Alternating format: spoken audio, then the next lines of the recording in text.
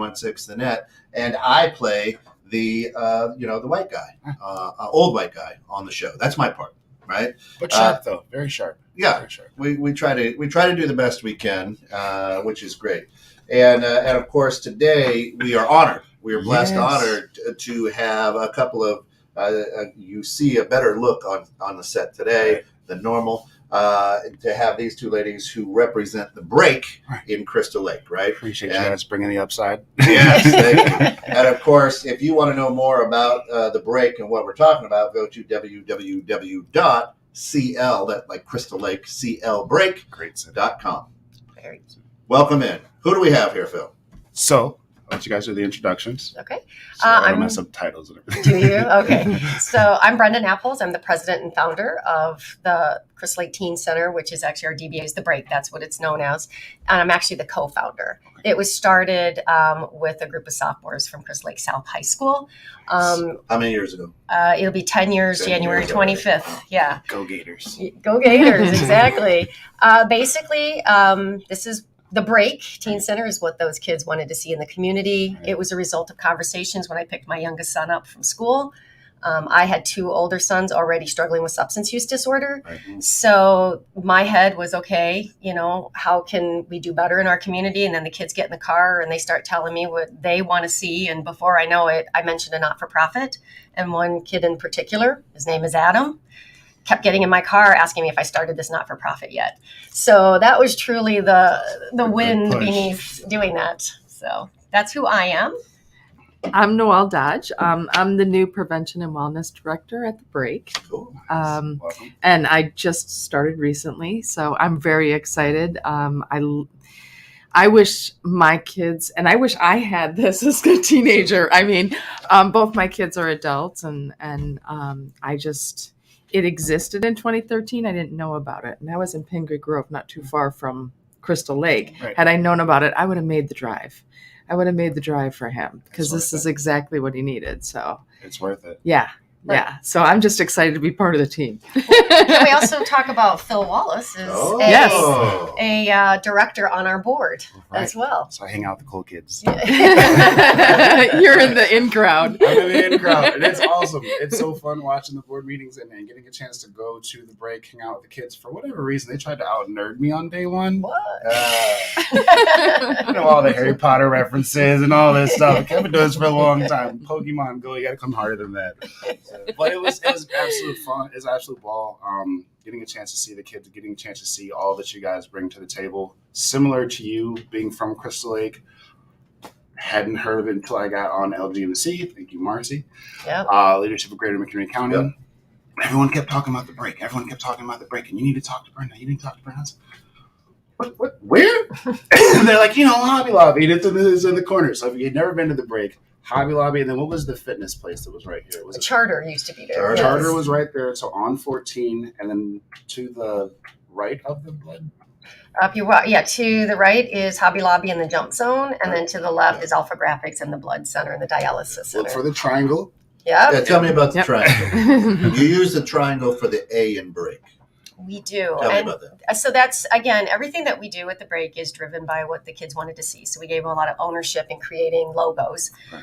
So that triangle has been brought up many times because a lot of people will think of it for different things, including like an AA type of reference. But it actually, the person who created it was the same person, Adam, as a sophomore. And it meant that the triangle was everything. It was community, it was family, it was friends, and we all come together. That was his idea when he made the break. That's cool. It's impressive. And you give Adam a lot of credit, but kids are dumb and they're on their phone all the time, and they're not creative. They're pains in the butts. So kid does what other viewers are thinking. Yeah, says it. Oh, I knew that. You're like the Family Guy. Yeah. So I had to go over this with my family because my aunt was one of the first. She's like, "That can't guy be saying it." I was like, "But he's just playing. He's playing." Yeah. No. And, I think Jan was on there. That was Cunningham. Good morning. Jen Krejci was up there too. Good morning. Glad to have y'all with us. And SG3 Sal. Jen. Jen was as well. Right, I kid. I Yeah. have, I've got four children myself, and I've got adults now, but I still have a teenager, and I do a lot of youth sports coaching and stuff. And I always encourage them to come here, and hey, we can do a podcast, we can do a radio show. I think you got to hear from kids. So Right. I say that tongue in cheek, Yeah. but not really, because there's people out there who think stuff like.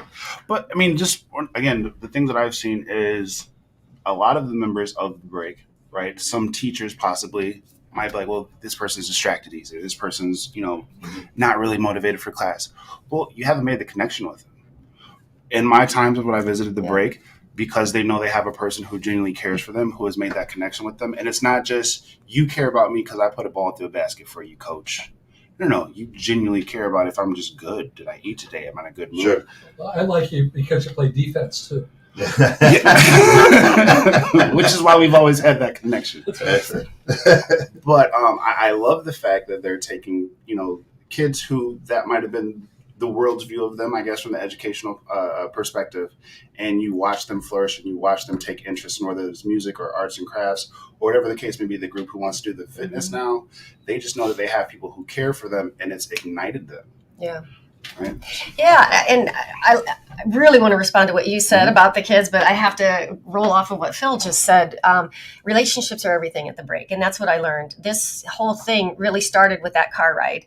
And I, in my head, of course, had an idea, hey, let's get these kids something to do so they're engaged. So, we don't fall into substance use. Right. There's so much more to it. That's like 3 or 4 shows for all of you. It's a bad disease. It really is. It is. And I would love to. We'll have you come back. Absolutely. Yeah, because that's something that it's could do a whole- controversial, especially you in can this have your own county. show. I would need my own show for that. Yes. Let's do it. So I'm just going to, Yes. while your viewers are listening, so I did, the journey for us for substance use disorder was a solid 11 years. It's not over yet because it'll never be over, but we did lose our oldest son at age 27 to an opiate overdose. And he had 3 years in recovery.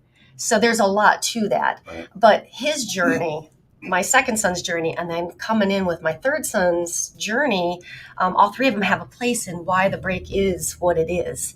And the ownership that you talked about, the kids come in, they drive what we do there. I just joked yesterday to Noelle. She's been there since September 12th. And I'm like, okay, this looks like somebody's basement. Yeah. And I was like, yeah, well, when they were getting in the car, I had this coffee shop idea, and it looked like Aroma in downtown Crystal Lake, which is just beautiful coffee shop. And every idea I came up with, the kids were like, no, let's do this. Let's do that. And it took a lot to stand back and let them do it. I have had so many couches throughout the community roll through that break. It truly is somebody's basement.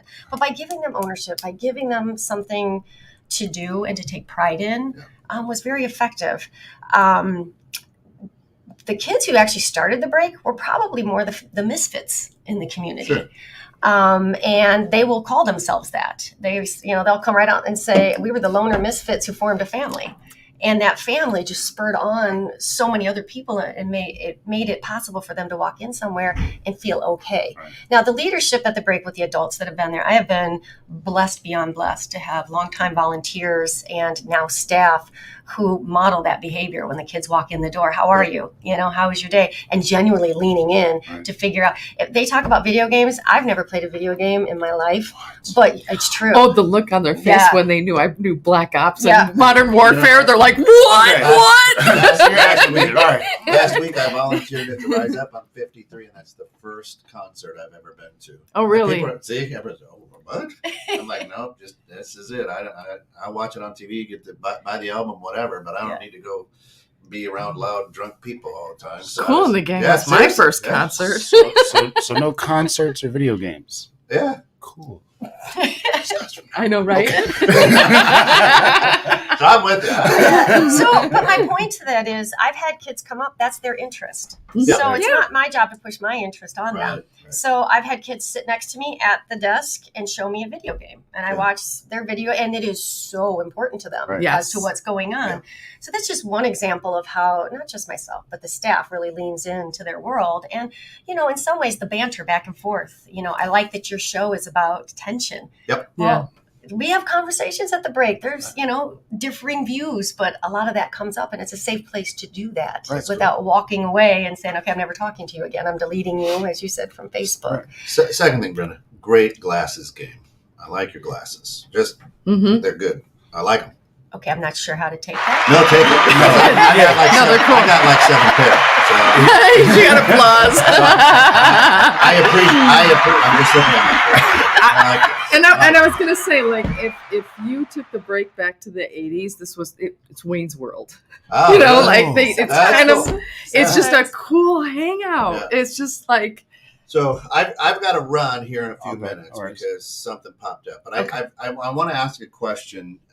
10 years ago, what was some of the pushback from the community?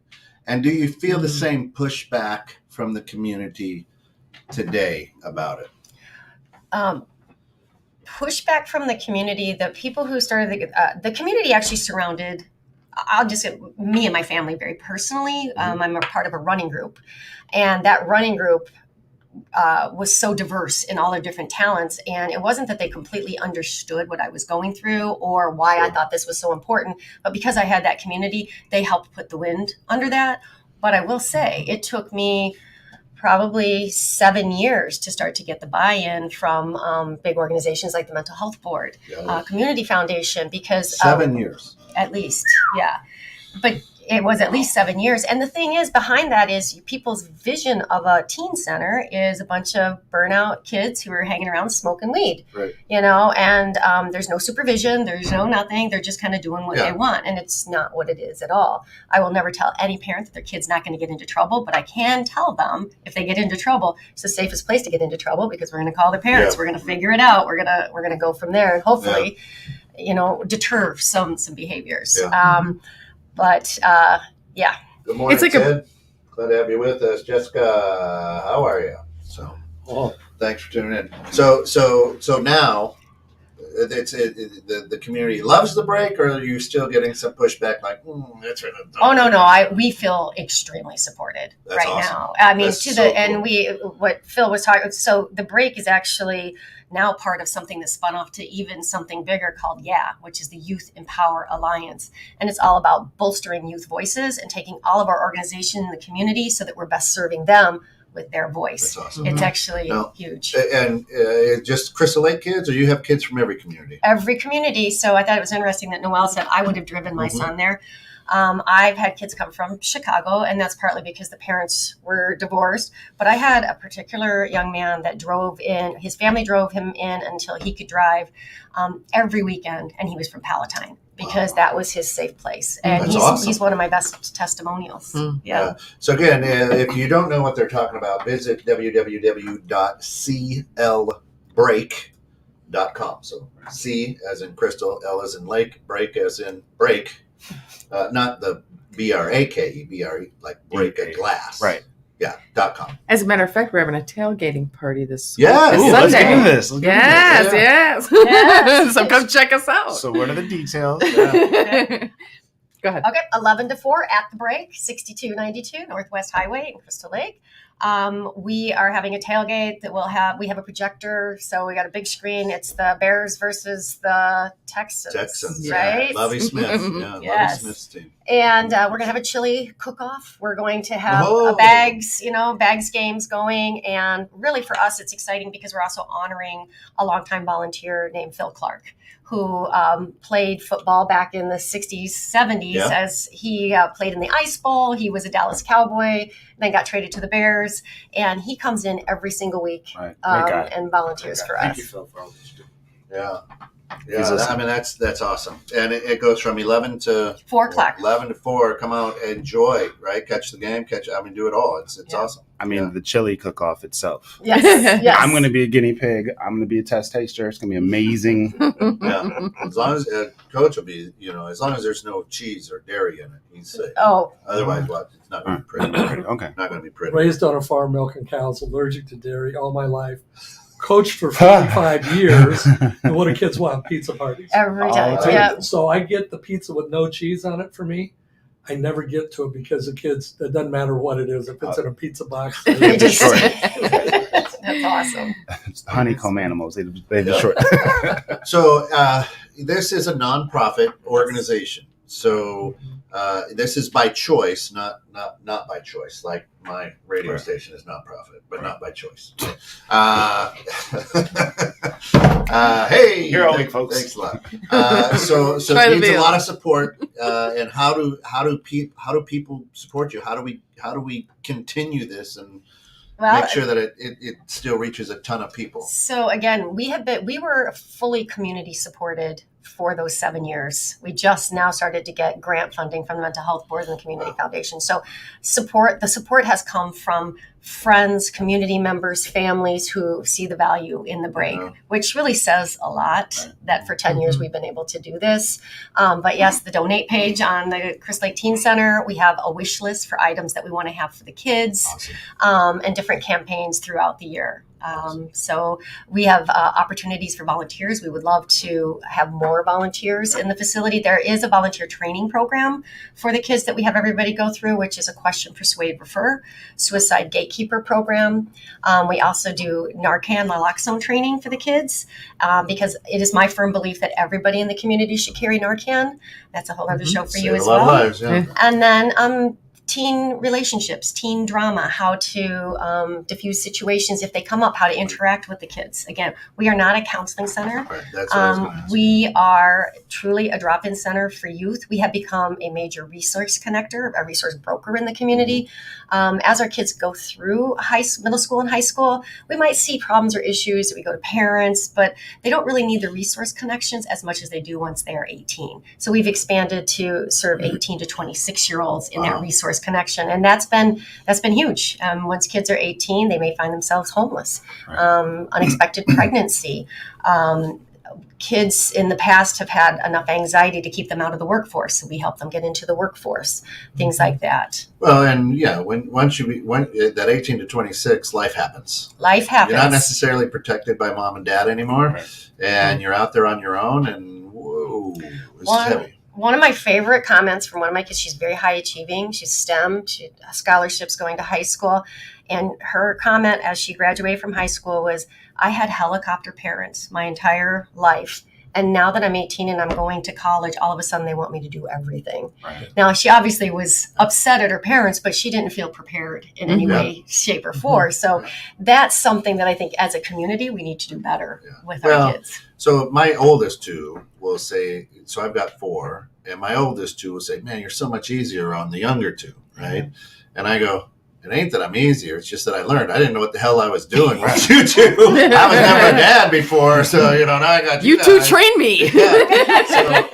So how you're sitting treating them now is because I learned from you, right? Exactly. But a lot of parents won't tell their kids that, right? Because hey, I'm dad, and what I say goes. But truly, I'm like, oh no, I messed up a lot, and I apologize to them. Still today, I'm like, they'll bring up a situation. I go, I know. Sorry. I guessed C, and it was actually A. Exactly. So there's a lot of that, but again, 10 years of doing what you've been doing, I'm guessing that the first kids were very grateful, but now look back and go, man, I wish we would have had that. Right. Yeah. And that's just the beauty of what you do when as you learn and grow and touch more lives and listen. Key thing right there is listen to the youth, right? Because that's where I feel a lot of problems come in. To your point, Phil, earlier is like, oh, I like you because you're my point guard, right?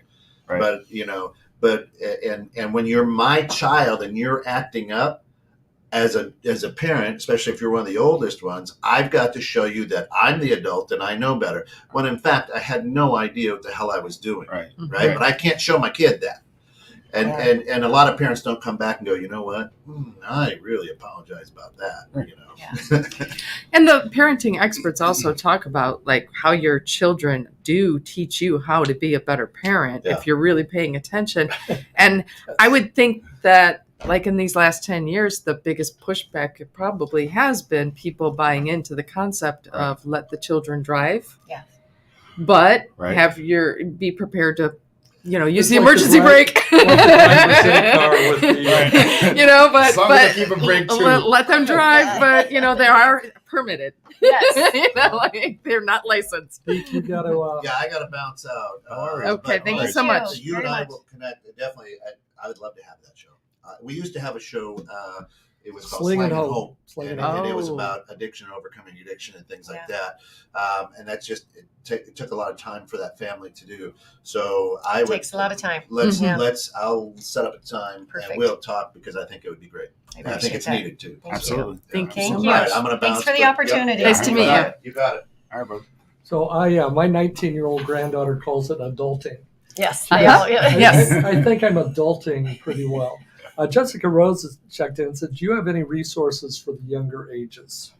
If you're referring to before middle school, we do that resource connection. And so there are a lot of agencies that serve younger kids in the area. It depends on what the need is. But the one that comes to mind in the county right now is YFC, Youth and Okay. Family Center of McHenry County. Okay. But there's a lot of resources for younger Where's kids. YFC? Right here, off of 120, right? I believe so. Yeah. Yeah. Okay. YFC off 120 is like a daycare or a child? Not at all. No. That is one of the coolest programs ever. They started as an after-school program in an apartment building because Okay. they were seeing crime rates go up Right. because youth didn't have somewhere to go. So it was actually an initiative between police departments and these community members who put this together, and it was called Garden Quarter initially. Nice. And it was an after-school program primarily for elementary school kids, and they had a lot of people who were Latino at that time, and they were able to bridge the gap with communication in the schools and therefore getting the parent support That makes sense. in there. They've evolved in a huge way. They have programmings, after school programming. They have summer programming on all levels, and they're now called the Youth and Family Center of McHenry County. And they are also, Lupe is the executive director, and she's also one of the co-founders of the Youth and Power Alliance. Of She course came she and did. spoke at Yes. Okay. Yeah. Remember them? Yeah. So, Phil, I thought I would come from behind the desk out here to balance us out. There was just too much beauty at this table. Come on in. The water's fine. Come in with us. So what you don't even know Can we- about me. To Jessica, I just want to make sure that we Okay. answered her question and what age group and what the need was, because there really are a lot of. Jessica, if you could go ahead and respond to that, we can So, get this up. with elementary age for hers. That's Right. we. My father was an alcoholic. All three of my children have been down their path. We've been involved in AA and Al-Anon for a very long time. I've actually been the keynote speaker for Soberfest up in Lake Geneva a few times. So this is important, and it's also important to note that the kids don't get what they're getting into. When they first when you first go down that path, what's the old saying is what an evil web we weave when Right. first we practice to deceive, right?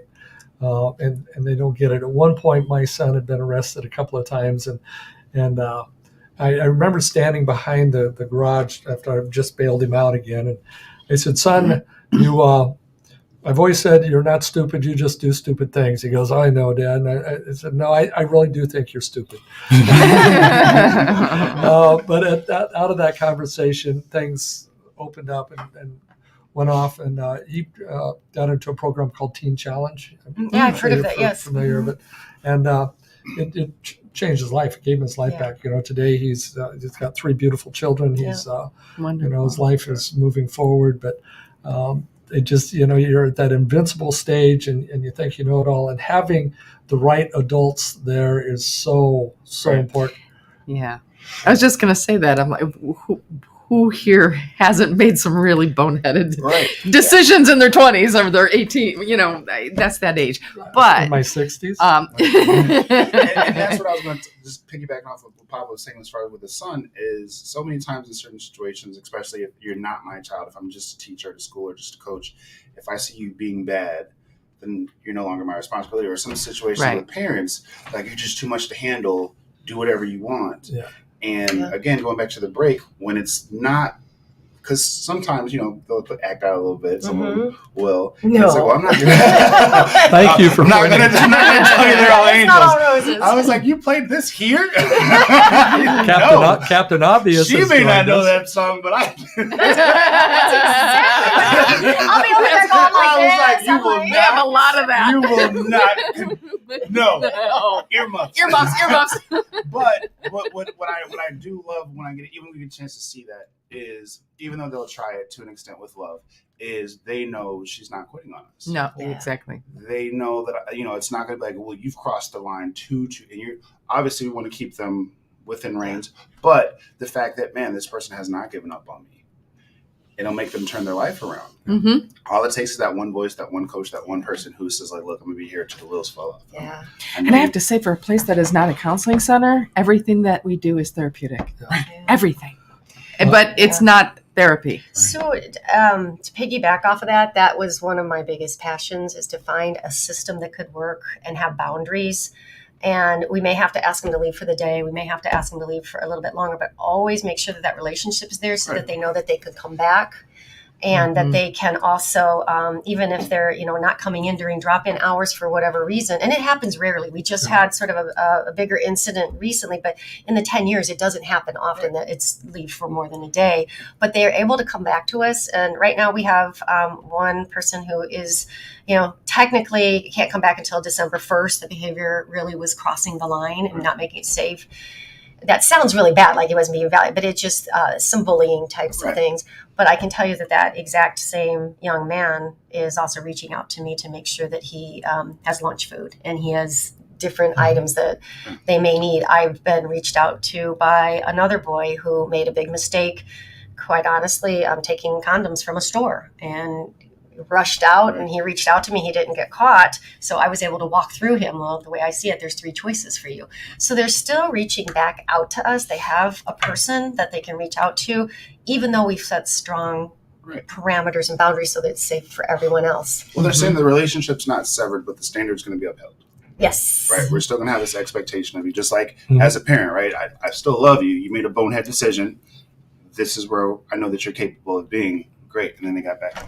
Well, and to your point, as a parent, you make parenting mistakes. I've made mistakes in my 10 years here on how we've handled different things, but you readjust. And now 10 years into it, you say, okay, that's right. This is where we are, I was a head track coach at Johnsburg Middle School, and 2 of my top athletes weren't at practice. And I didn't notice them on the absentee list. I thought, well, I have to talk to them tomorrow. Well, the girls' club basketball was coming in after track, and they were both club basketball players, and they showed up for club basketball, not thinking I would still be around talking with the athletic director. I'm like, girls, where were you? I had a doctor's appointment. I had this. All right, make sure you bring the slips in tomorrow so I can, put it in our attendance. Like, okay, they walk away, and Bruce Harbeck in those days was the athletic director, and he looks at me and goes, they're high as a kite. And I'm like, are you serious? I didn't catch it. I'm always serious. the joy of having Apple products in the store. I walked out. I go, girls, stop for a second. They're like, yes. I said, first of all, I have a teenage daughter, and I can tell if you're lying to me. So I said, I need you to tell me, have you been smoking pot? And they both just went, I had a National Guard weekend that weekend. I didn't go back and face the athletic director because my responsibility was to remove them from the team, from the athletic policy that they had signed. But I also knew that this was the only opportunity I had to work with them and help them grow. So as a company commander in the military, I went off on my National Guard weekend. I prayed about this over the weekend, knowing what I had to do when I came back. So they came to track practice Monday afternoon. I got them both off to the side. I'm saying, girls, you're no longer allowed to be in the program. And I said, and here's why. And I, re-showed him the athletic policy. I said, but I am going to go with you to explain to your parents what's happening. You don't have to do this on your own. So I went with each of them and met with the parents and explained the policy. And one of them put their daughter into a program and got her fixed. And today she is a surgeon. She is an amazing individual. The other parent, I'm pretty sure, was the one supplying the product. And they were just like, oh, geez, you got caught, stupid kid, right? And it was that person about 15 years ago, there was a shooting in Fox Lake during a drug deal gone bad, and she was the one who was shot. So, you can't fix them all, but you can only be there and do what you can do. I got chills when you said, I'm just one coach. I've always said I teach life through the medium of sport. And coaches who think they're just out there for wins and losses, You're missing they it. lose it. They miss it big time. Mm-hmm. So there's so much. Jess says she's sorry, 5, 7, and 9-year-olds. It goes on to say that she is a recovering alcoholic. Why can't I read that? Let's go For with, 11 years. I'm a recovering alcoholic, 11 years, so I love this. So Beautiful. thanks. Go to clbreak.com. Yep. clbreak.com. And check it out, and then connect with these guys. There's if you go there, your phone numbers and your emails. Yep. I'm sure all is there. Yeah. Go ahead. No, I was just going to say some of the conversations leading to something that actually Noelle texted me last night that she's very passionate about. So a lot of the conversations that we're having that's surrounding substance use or even behaviors like this is based in a lot of trauma. We've known that for a long time, and we've known it. There's adverse childhood experience testing that we can do, and we do it, and we have this information, but we're just now as a county coming together and decide, well, what are we going to do with this information? How are we going to have a better effect? I'm going to turn this over to Noelle because she was very passionate last night after coming home from her book club to talk on this. Well, we're just doing a different book every month on trauma and developmental trauma. But one of the things that we know is the adverse childhood symptoms are exactly the same as ADHD. So a lot of children are being medicated for ADHD, which is actually a gateway to substance abuse when they become older. If they are misdiagnosed and it's actually trauma. So then you find those kids getting into substance abuse because they are getting hooked through prescription drugs. Medications, right? And then there are children who legitimately have ADHD, and I'm not discrediting the medication for that, but we're just, seeing more and more evidence. And these are the kids the throwaway kids, the ones where the teachers are like, I'm not dealing with them. I don't want them in my classroom. Get them out of here. Like, maybe school's not for you, maybe you're not cut out for school. Those are those throwaway kids, and there's no child should be thrown away. No child should be turned away. And when we focus on the trauma, we can give them those tools of what's your trigger? Right. How can you diffuse this yourself? Breathing techniques, like just 5 seconds in the nose and out the mouth actually reduces fight, flight, and freeze. Like simple little, we don't have to go in and change the whole classroom and do a whole curriculum. Right. Just some small tips to work with these kids. Having them chew gum during tests. It actually relaxes them and helps them to focus. Dimming the lights and having the papers highlighted and having the overhead lights turned off, less distracting. You're not looking at Susie's shoes, or John's hair, you're looking at your paper and you're doing your test. Just some simple things that, I got asked to do a talk for homeschool kids on juggling. I'm like, why am I talking on juggling? Well, this person had seen me speak in one of my talks. I juggle while I'm speaking. And she says, well, the actual class is on note taking, but we want to do something not related to school. So all right, this will be fun. So I went out and did a little bit of research. One of the first things we should do with kids with attention deficit or any of this is teach them how to juggle. Mm-hmm. Juggling handles so many issues because their focus has to be in. And I was just like, are you kidding me? That's why I love those fidgets, right. because you give them the fidgets, they get the same. Yeah. I'm going to give each of you these, and we're going to connect off. Perfect. Thank you. Offline, but I do a program called Combat Brain Training right now, which teaches individuals how to calm their brain in the chaos. Mm-hmm. And I will, I'll donate my time to Thank you you. guys, because Wonderful. this is an incredible program that you've got going. Thank you. So that brings me to 2 points. One, name of the book.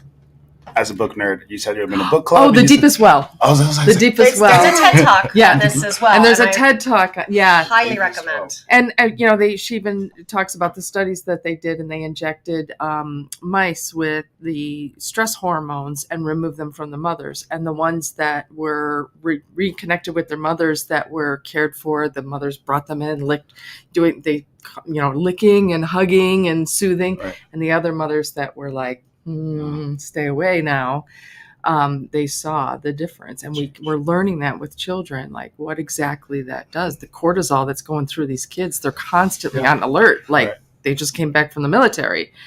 And being trauma informed, I think, is critical in working with children, whether you're a teacher, a pediatrician, a therapist. There's a lot of therapists that are not trauma informed. And I just, so there's a lot that goes into that, and to the point of this show where it can be controversial when people are saying, oh, now you want me to do this as a teacher. Oh, you want me to do that as a teacher.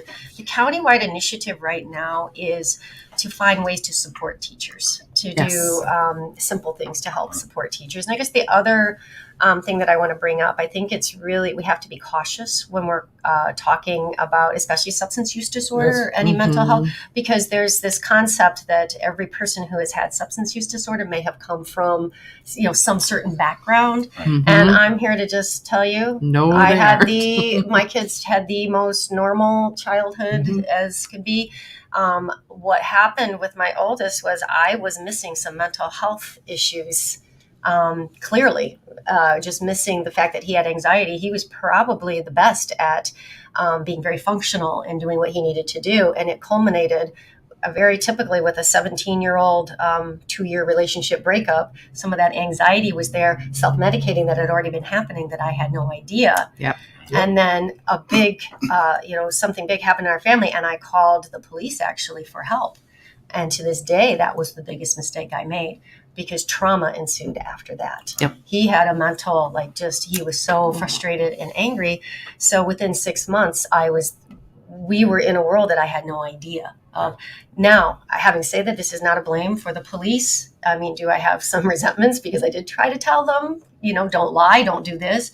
Absolutely. But what I can say about our county right now is they are doing better. They are there's de-escalation trainings, there's trauma-informed training. I've been on so many trainings with police officers who are learning how to go into a situation and understand and have universal assumption of trauma before they even get there, so that they're not walking in doing some of the techniques where you're just throwing people on the ground and that. So hopefully that's not a rant, but I wanted to just kind of put that out there, that it's not everything that you see. And so always treating people with love and unconditional understanding as they're going through it, whether it's the person in substance use, the person having mental health issues, or the family.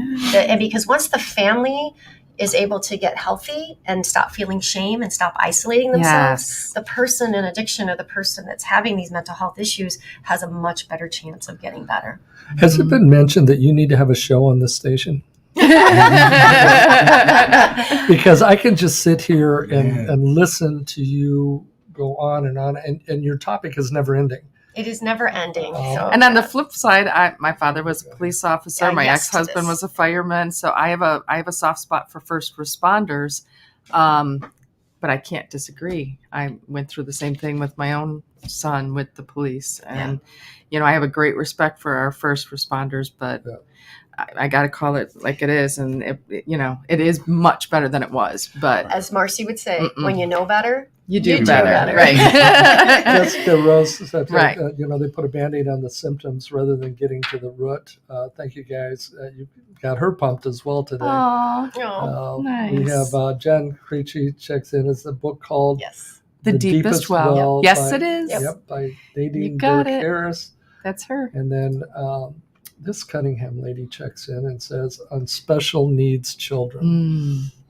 Jan, thank you so much, because I had a high functioning autistic boy on my soccer team one time, and he's the only one who understood a concept I was trying to teach, but he couldn't communicate to the other individuals that he understood. Right. And then one day he didn't show up for practice, and I'm like, why isn't Nick here? So I went in school, I turned the practice over to my assistants, and I went in and I'm like, where's Nick? And they said, well, he's on detention for what? He was looking at pornography on school computers. I said, I thought you had all that blocked. He said, well, Nick learned how to say it in German. Where there's a will, there's a way. So these kids, figured out mentality, man. See, they can teach you something new every day. Kids are creative. Oh, Ted. And this is Ted. Ted, thanks for being here today. I was that kid. He said, I was that kid. I was alcoholic by the age of 12. So as a young adult, I spent time with troubled kids to help with that focus and being the kid that isn't bad. The behavior is, and How to focus on the good in them. Right. Yep, amen. While helping the parents to punish with love, not anger. I come from a very abusive environment. My dad was abusive to me, which is difficult because you question, why me?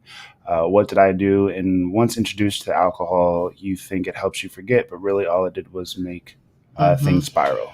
That's powerful Mhm. right there. And alcohol, and I can be very specific with opiates. When you're in that much pain mentally, it's different than a physical pain. Yeah. And you somehow get introduced to something like that. Sadly, that's the hug you needed. Right. Or the perception of need, I suppose. And so that's why we need to override that. The old drug. hippocampus, Yeah. the more we learn Yes. about the hippocampus Yeah. and the dopamine versus cortisol. But here's a really good point there. It's hard to love. If kids got cancer, we love them through it. The kids got heart disease, kidney disease, we love them through it. Kids got alcohol, we put them in a cage. We do.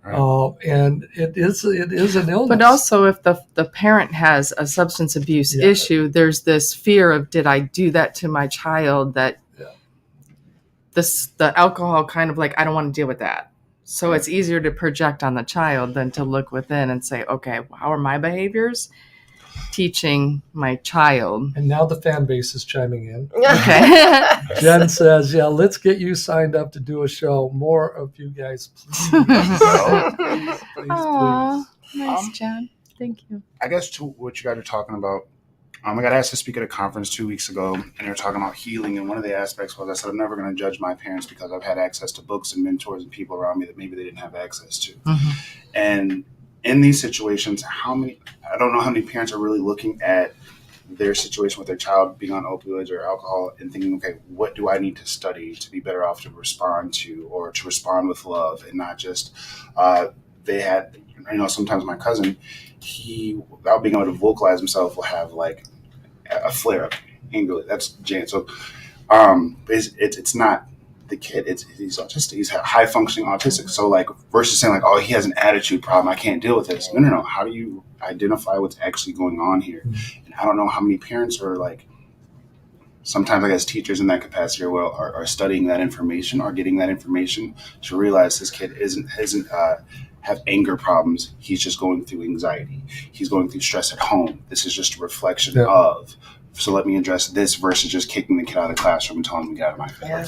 Anger is my favorite, my favorite topic to work with adults and teenagers, because all anger is rooted in either hurt or fear. So a really quick way to get down to the nitty gritty is, what are you afraid of right now? Right. What's hurting you right now? Like, even when I seen an outburst, it was like, you could tell that kid was afraid of not fitting in with the other kids. So now he's acting out. He's getting louder. He's slamming the doors. He's being all extra. Right. But it was something inside that he was either afraid of not fitting in and wanted to show who he was, or hurt that he was feeling kind of excluded. So it really, it's just it's a conversation. And this is the break is where those conversations are had. This might need to be like a 3-hour show. I'm sorry. I could talk forever. I could talk these guys. I feel really like I have to get this out. To your point, people have access to information, but not everybody does. Right? They don't pursue it. Whether they do or they don't isn't on us, right? No. And so I guess this is Noelle and I've had this conversation, Jen, our executive director, and I have had this conversation, and thankfully we have a board that supports us, but we can't control what parents or teachers are doing. But what we can do, is support their child, but The other thing is, and I'm passionate about this, is we need to stop criticizing parents. We Yeah. need to stop criticizing even teachers and be that example of all of the information that you've brought up and you've brought up. And once you start treating parents, especially who might be in these tough situations, and you may not agree, or you might be like in your head going, oh, please don't say that. Please don't say that. And they say it, if you are very gentle with them and lean into their world and understand, my God, you're working 3 jobs and you've got 3 teenagers and you're, and you know, and dad isn't around, you know, that kind of thing. And you lean into their world, that will trickle down to the kids. Tell me if you've seen this. We've had situations where a parent would be like, Billy just responds so well to you. What are you talking about with them? Because I can't get that same response. And like you're saying, we get a chance to model it. And it's like, oh, well, I read this book and it taught me this. And I read this book. So I knew to look for this when he was flaring up. Was it fear? Was it, hurt? And that's why, okay, great. Both Brene Brown and Dr. Shefali are my 2 favorite parenting. I wouldn't say experts because no one's an expert, not even them, and they'll be the first to say they're not even doing it right. But when we take shame out of the conversation, like sometimes you do have to say, well, Mom, all this stress is going on with you. How do you think that's not going to affect your child? When you hold an infant, how do we help? When you hold an infant who's and you're angry, that baby starts to cry more. When you're calm and you're at ease, that child is more soothed and more relaxed. We know this. We have the data. So we can't be afraid to have those conversations with parents. It wasn't until I started to really become aware of myself and my energy did I not see the changes in my children. I had to get control of me. Right. And it's hard to swallow. That's an ugly, it's a lot of work. Real bad pill to swallow. But the results. Anything worth it's hard, yes. right? Yeah. It's hard to swallow, but it's once you do, you're like, why didn't I just admit this sooner? To bring it back to the break, in this situation, everything that Noelle just spoke of, everything that Phil just spoke of, we can't spew that out to our kids and our family members. Yeah. But what we do, and we've done this organically for the 10 years we've been doing this. But what we're doing most recently is we meet as a team 15 minutes before we open. And it could be a 5-minute conversation. And sometimes it's a 30-minute conversation of who's doing what in the facility. And this is what I saw. Right. You can have those conversations. Hey, this is going on. This is the behavior I saw. Noelle has that prevention piece. You have all the credentials so she can talk us through how do you handle this person who's clearly showing some trauma. Right. So I was part of the head of the Fellowship of Christian Athletes for Johnsburg High School a number of years ago. And we had a Halloween night where instead of Halloween going out trick-or-treating, we did a lock-in for the Christian athletes. And we did volleyball and all this kind of stuff. And then we'd have pop-up prayers every once in a while. And then one of the girls who was new to the school, and we kind of connected on the surface, but had never gotten deep. She was just kind of sitting off by herself. And I went over and says, everything okay tonight? And she says, no, it's not. I'm like, well, what's going on? She goes, do you know why I moved here? I said, no, we've never had that conversation. She says, well, a year ago on Halloween, she was living in Detroit with her family, and her and her girlfriend had a suicide pact. Her girlfriend went through it, and she did not. And she's living in the guilt. Survivor's guilt. That she went through. And I'm like, this is so far over my pay grade. One of the other adults went by, and I'm like, call Nancy Fedor. If you remember, Nancy was our counselor at the school. I don't remember it, yeah. But I'm like, call Nancy, get her in here now. And he said, so how does that feel? And I just kind of went through some talk and emotions, and then Jim walked to Nancy, and I'm like, oh, thank you, God, Lord. you're here, yeah. So my job wasn't to be the person to help, but it was just to be to bring the resource to recognize and to get that kid to the resource. And just recently, I had a boy. This boy had career-ending injuries every 8 minutes during a game. Oh, coach, it's my ankle. I'm done. Can I go back in now? Yeah.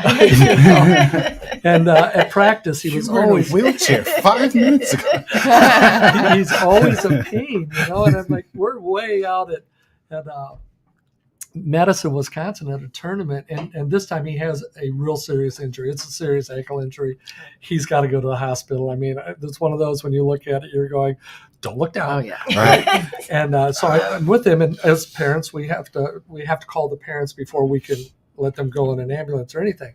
And so I'm trying to get a hold of the mom, and there's no answer on the cell phone, and answer on the home phone, and I'm getting ready to call the work phone. I said, I need to call work. He said, no, coach, don't call work. I'm fine. I won't go. I'm like, no, you need to go. No, don't call work. And I had to make the call. She's a stripper in a gentleman's club. Found out later his dad was one of the gang leaders from a very difficult area. Mm-hmm. And this kid was just calling out to me for attention. Yeah. And I was frustrated. I was, our teams weren't winning, and trying to think it out, and I ignored him. And if any guidance I can get to know these kids at a personal level, get them to open up. And you can't do that with a questionnaire. Okay, so tell me, son, do you have one parent at home or two? Which boxes do you can't do that. Question 6 or Exactly. 7. Yeah. So the sport I coach is running. And I do a preseason middle school cross country running, and I can get kids to run. I can get kids to actually beg me to run, and it's not because I'm such a great coach. I think I'm decent, but it's because when we're running with them, every time I get to know them as a person. I find out what their interests are. I have learned more about what their goals are, their career, what their career goals are. One girl wants to be a president, and even within a run, and I do think this is specific to running because you get all that time, as a coach running with them, you find out what they want. But if you don't find a way to show them some importance, as you said, and also fun is a thing. Mm-hmm. You have, if they need to have some fun so that they come back. And what people don't realize is you can get them to challenge themselves because it is fun to challenge yourself. Yeah. But it takes this whole relationship building.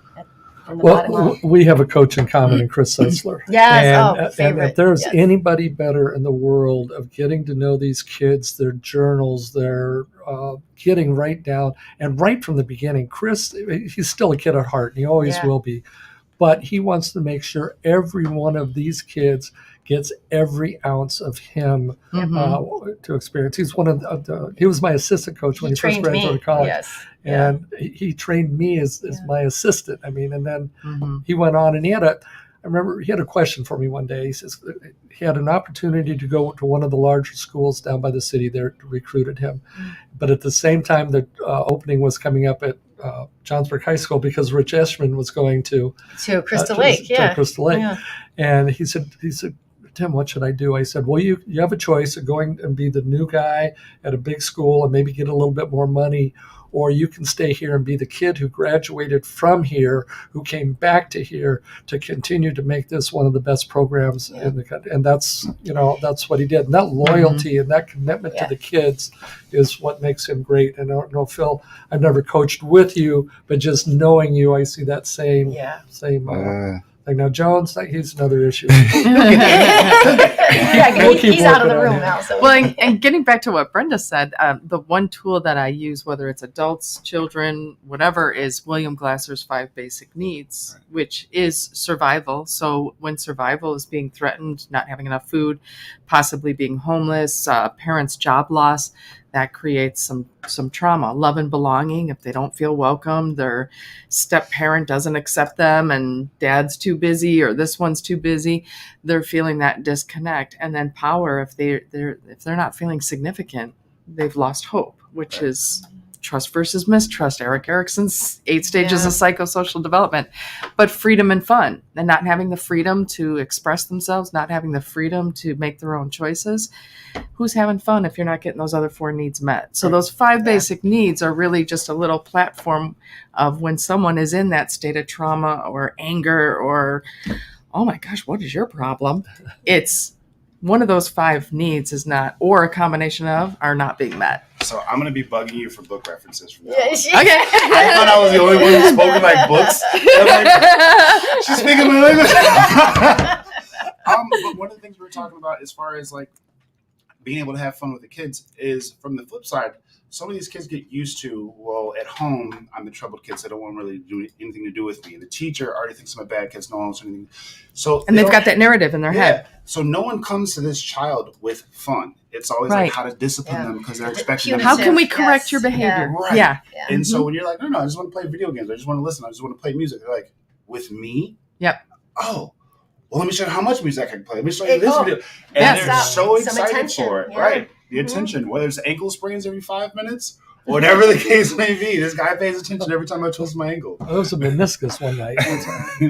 Ted just came in. He said, I also went through the suicide pact with myself as a teen, and my brother saved me. My best friend succeeded. And yes, I blamed myself for that for years. I felt so unwanted and unaccepted because I was different. But what I realized at the end, I wasn't accepted by the kids in school, both because I wasn't accepting my disability, but also because I was pushing people away to do the fear of rejection and being bullied. So almost. And if you get to know Ted, Ted's an amazing individual today. He does a lot of work. He's got his own podcast. Nice. He's going out and he is really working to make a difference in the world. I want to meet you, Ted. I know in my own personal journey with trauma, one of the things that it took me forever to realize was that when people are trying to help me or be nice to me and I don't know them very well, I immediately think there's something shady behind it. What do you want? You know, what do you want? Too nice. Right. Because that was me moving to the suburbs.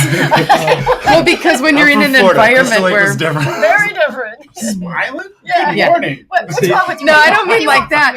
But I mean like when you're growing up in an environment where it's like, oh, everything is great and wonderful, and then as soon as the company leaves, whole different shift in attitude and personality.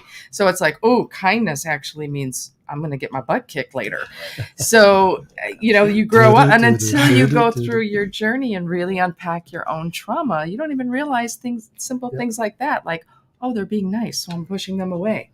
Like he was saying, I was pushing people away, Well, sometimes it's ways that we don't even realize. We flipped that script. I came from a town in Nebraska where I graduated 5th in my high school class and didn't make the top 30%.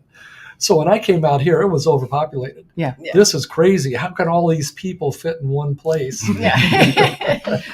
Jessica says, love and belonging is just as important as food. Yes. It took me years to understand that, as the trauma is real. Mm-hmm. And then Ted goes on to say, he said, put my number in the chat.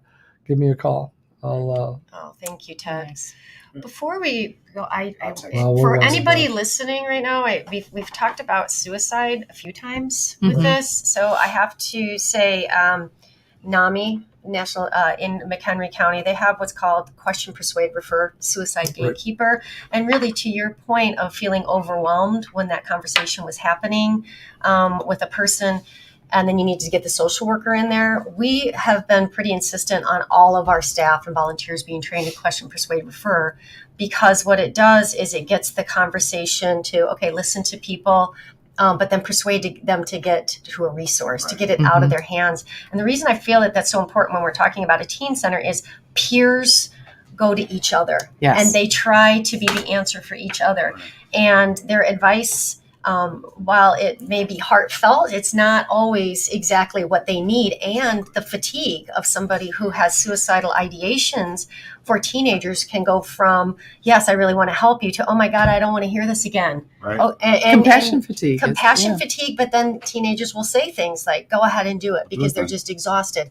Those are the things that we really need to make sure that we're working with our kids to make sure that they feel comfortable getting it out of their hands and to the safest person. And they have to feel very confident that they're a safe person to get to, because there's a whole lot to it. But yes, NAMI, Question, Persuade, Refer, everybody should be trained on that. Everybody should be trained on Narcan. And everybody, please keep lifting up our kids. Yes, ma'am. Yes. So I'm going to be writing a series of questions for the break on the Bridge site. That way, that anyone who's watching, because we didn't get to certain questions, like how do we donate to you guys, as far as like a couch or video games or TVs or equipment. You said you have a wish list as well. Yep. So to be able to possibly share that if doable, I don't know if that's able to be doable on Facebook. It is doable. I'm going to put it out there right now. I need a football. I need a football. It's going on the list. They're $40. we can get you a football. It sounds simple, but it's necessary. All right. So we'll get a liability everywhere. I'm playing football. And then for those who, some people can do time, some people may be other resources. How do we get in contact with you to be able to say, hey, I can be a volunteer in this capacity with the break? Again, the website. Go to the website. There's a drop down, but very simply, you can email Brenda at clbreak.com. and I will get you to the right person and get the right connections so that we can find the best fit for anything that you might want to do to volunteer. That would be wonderful. Perfect. I've got the contact page up right now. If you go to the website and go to the contact page, send them an email, they will get back to you as well. And unfortunately, we're winding down, but Right. I think the consensus is in. When are we going to launch the new show? Yay! We have a date on that. So here we go. We'd still even be happy to do a once a month mental health series with you guys with the break. We're here. Thank you Awesome. so much. We Thank appreciate you. I'll for see the you guys on opportunity. Sunday. Yes. Yes, Go good. Bears. Love you guys. Go Bears. Where's the robot? Or gotta get the beat drop. Turn it up, turn it up. You're participating. You're participating. I don't know how to Snapchat. I just was going to get a video. Yes, we have the robot. Yes, extremely, but it's adorable. You guys, thank you so much. Thank you.